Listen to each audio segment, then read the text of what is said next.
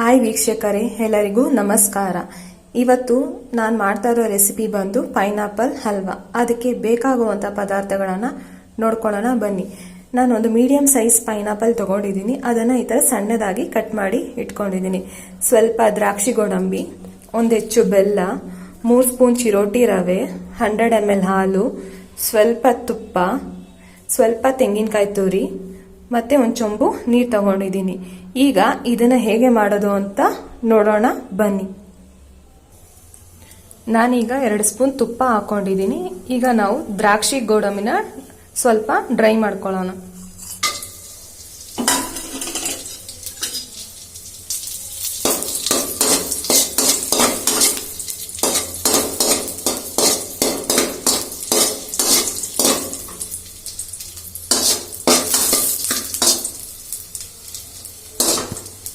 ಈಗ ಇದನ್ನ ನಾನು ಸ್ವಲ್ಪ ಪ್ಲೇಟಿಗೆ ತೆಗೆದು ಇಟ್ಕೊತೀನಿ. ಈಗ ನಾನು ಈ ಪೈನಾಪಲ್ನ ಮಿಕ್ಸಿ ಜಾರಲ್ಲಿ ಹಾಕಿ ಗ್ರೈಂಡ್ ಮಾಡಿ ಇಟ್ಕೊತೀನಿ. ಈಗ ನಾನು ಪೈನಾಪಲ್ನ ಗ್ರೈಂಡ್ ಮಾಡಿ ಇಟ್ಕೊಂಡಿದ್ದೀನಿ. ಇದಕ್ಕೆ ನೀರನ್ನು ಬಳಸಬಾರದು. ಈಗ ನಾನು ಬೆಲ್ಲದ ಪಾಕ ಮಾಡೋಕ್ಕೆ ಒಂದು ಚೊಂಬು ನೀರು ಹಾಕೊಳ್ತಾ ಇದ್ದೀನಿ ಬಾಣಲೆಗೆ.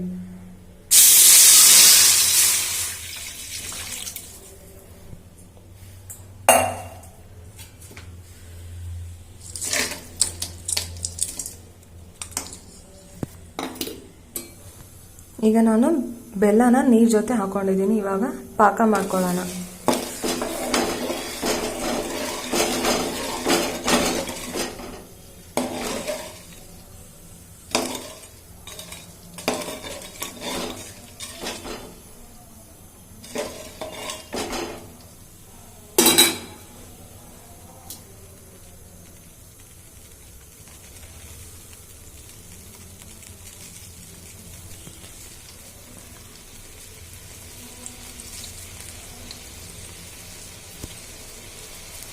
ಈಗ ಬೆಲ್ಲ ನೀರ್ ಜೊತೆ ಚೆನ್ನಾಗಿ 5 ನಿಮಿಷ ಕುದಿಬೇಕು.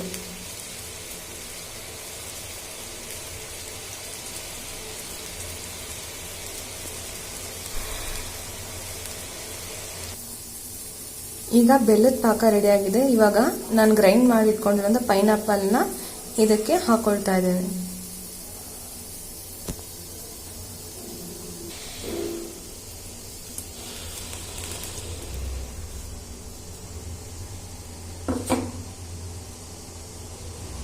ಇದಕ್ಕೆ ನಾನು ಇವಾಗ 100 ml ಹಾಲನ್ನ ಮಿಕ್ಸ್ ಮಾಡ್ಕೊಳ್ತಾ ಇದ್ದೀನಿ.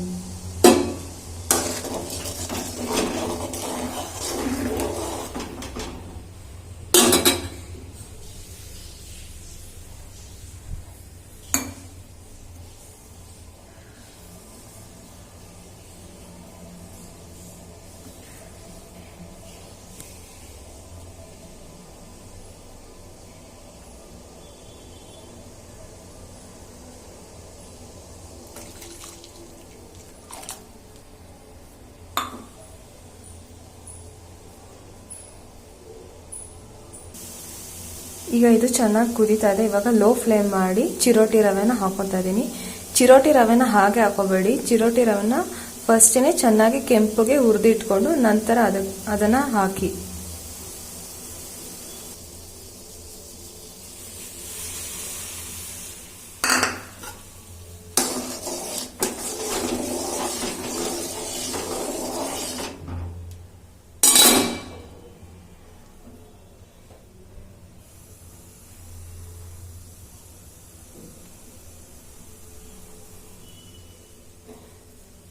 ಐದು ನಿಮಿಷ ಚೆನ್ನಾಗಿ ಬೇಯಬೇಕು. ಇವಾಗ ನಾನು ಫ್ರೈ ಮಾಡಿ ಇಟ್ಕೊಂಡಿರೋ ದ್ರಾಕ್ಷಿ ಗೋಡಂಬಿ ಹಾಕೊಳ್ತಾ ಇದ್ದೀನಿ.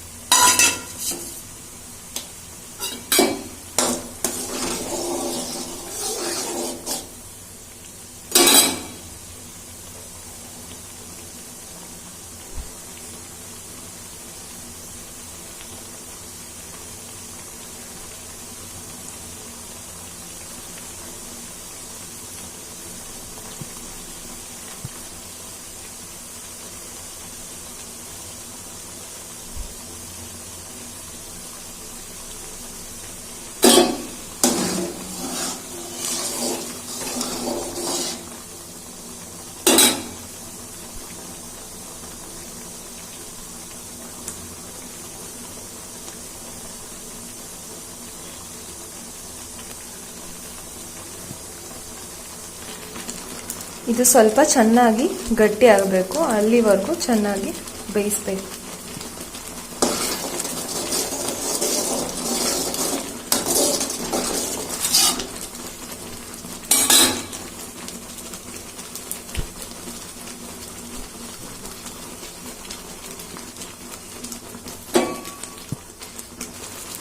ಈಗ ಇದು ಗಟ್ಟಿ ಆಗಿದೆ. ಇವಾಗ ನಾನು ಸ್ಟವ್ ಆಫ್ ಮಾಡ್ಕೊತಾ ಇದ್ದೀನಿ.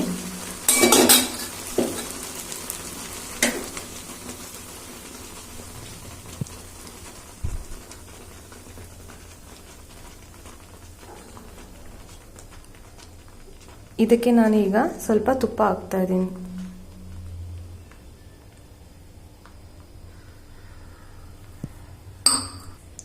ಈಗ ನಾನು ಇದನ್ನ ಚೆನ್ನಾಗಿ ಮಿಕ್ಸ್ ಮಾಡ್ಕೊತಾ ಇದ್ದೀನಿ.